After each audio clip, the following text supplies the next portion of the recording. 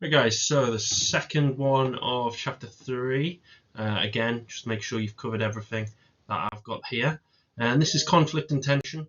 So we're going to be focusing on law and order. It's the same one we did in class quite recently, but you need to think about the problems of law and order, how they continue to be an issue, the problems of lack of resources, and the tension between the two races. Um, how settlements elected sheriffs, etc., because of these tensions. So think about what we've done before already and connect it, because this is kind of like, it's normally in three stages, law and order. You still got this code of the West, this culture of violence, this basic honor code. When you don't have law and order, it's your responsibility to settle things. Um, you know, since most Westerners carried guns, it meant that an argument could end in a shootout. If you shot someone in self-defense, then you'd not broken the law, as long as the other person was armed. The geography factors as well. The West still a huge area, and some areas are really apart from the railroads.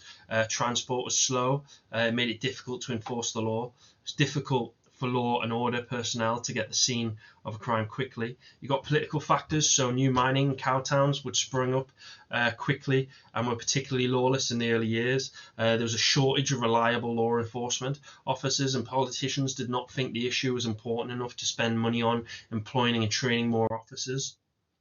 You got the social factors. So these are the tensions and the racisms that are going on in the Americas, especially after the Civil War. You've got a lot of North and South. So Confederates are the Southerners, yeah, the North are the Unionists, and they carried that tension into the West. Ongoing conflict between ex-soldiers, and at the end of the war, the Republican Party was identified with the northern states and the Democratic Party with the South. You got economic factors, so there are a lot of potential sources of conflict. This is cowboys and the townspeople, homesteaders and ranchers, miners and hunters, sheep herders and ranchers, cattle barons and ranchers, fighting over areas, lands, and resources. You got weapons. Again, as we said before, everyone has a weapon. Um, you fight it out. So then we come to somebody like Billy the Kid, and it's useful to know his story. So I've left everything in here about Billy. So just it's useful to read through. So Billy the Kid, now he grows up in the mining camps in New Mexico, and he never really held down a steady job. So when he's 14, 15, he gets into trouble for stealing butter, and more thefts followed as Billy kind of engaged in cattle rustling and horse stealing. He became notorious for being able to escape jails. And then you got the Lincoln County War. So in '78, Billy kind of comes involved in the conflict over resources between this cattle baron, John Chisholm, who had a huge ranch in New Mexico, and settlers and other ranchers desperate for land. And opposition to Chisholm gathered around this guy called Murphy, and conflict broke out between the two sides, with Billy on the side fighting against Murphy. And then Billy kind of starts, when it ends, he kind of carries on this private war. It's a great example to show how people kind of took the law into their own hands. There's no real law enforcement here. People are fighting their own little private battles, and Billy's private war. So the Lincoln County War ended when Murphy dies, but Billy swears to kill everyone responsible for the death of somebody he lost in the fighting.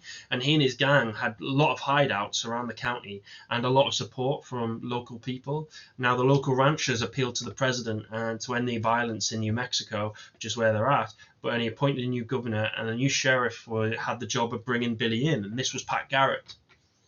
Now, Billy, this is where he gets a lot more fame, because Billy's capture and escape and death. So Garrett tracks Billy down, captures him, and brings him to court. The judges sentence him to death, but the guards are kind of careless, and Billy kind of makes this great dramatic escape.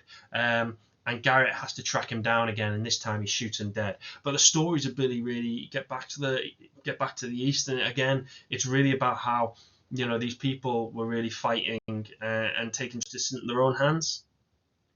So he was a notorious thief and murderer, and seen as exciting, reckless. There were loads of stories about him, and it highlights how the problems of law and order. So how powerless people were, and they liked the way he stood against these big, rich businessmen. Most of his involvement in violence was as a hired gun in a war.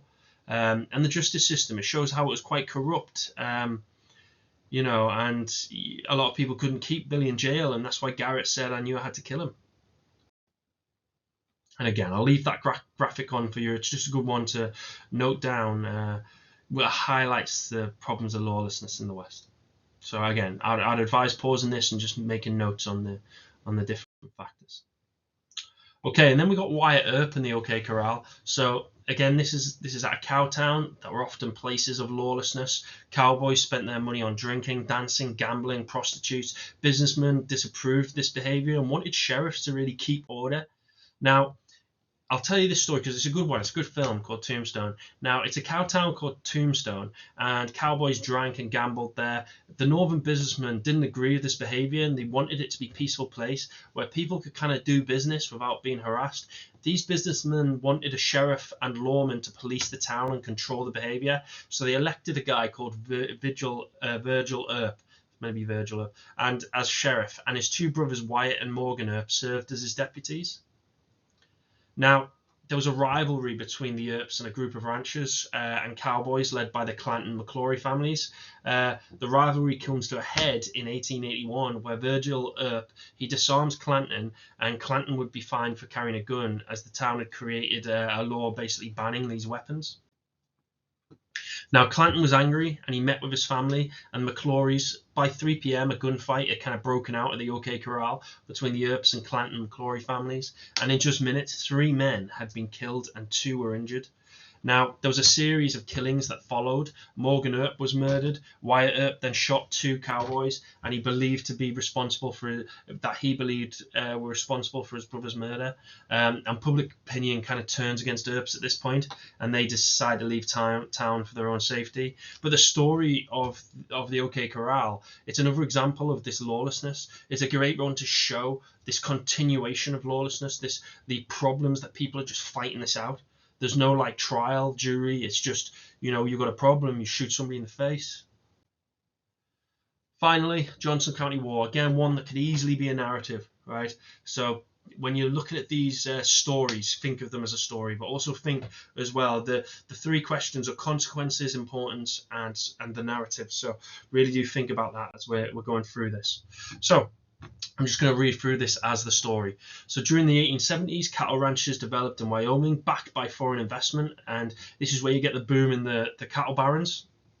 Now remember, because we've already looked at this, how the winter of 86-87 caused huge losses to the open range herds, and the power of the big ranchers was kind of shaken, and people went bankrupt, and the smaller ranchers and the homesteaders did quite well, and the big ranchers believed the only reason the smaller ranchers did better than them was because they stole from them, that they cattle rustled, and tensions start to build. The population of Wyoming kind of increased as more homesteaders and small ranchers move there, and these homesteaders are taking up these acres, and now barbed wire fences are going to cause problems for the ranchers as it affected their access to water. Remember, these open ranges used public land to allow their cattle to roam, but this public land's now being parceled off to homesteaders, and the big ranchers are very angry at that. They don't like having to, now be blocked off from areas that they used to be freely able to use. So the newcomers into the towns, they disliked the way the big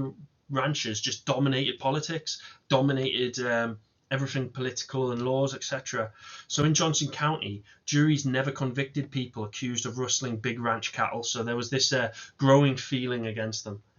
And then you get the killing of Ella Watson and Jim Averill. So Watson and Averill, they're homesteaders. They had 640-acre claim, and it was for public land. And it ran into this guy Bothwell's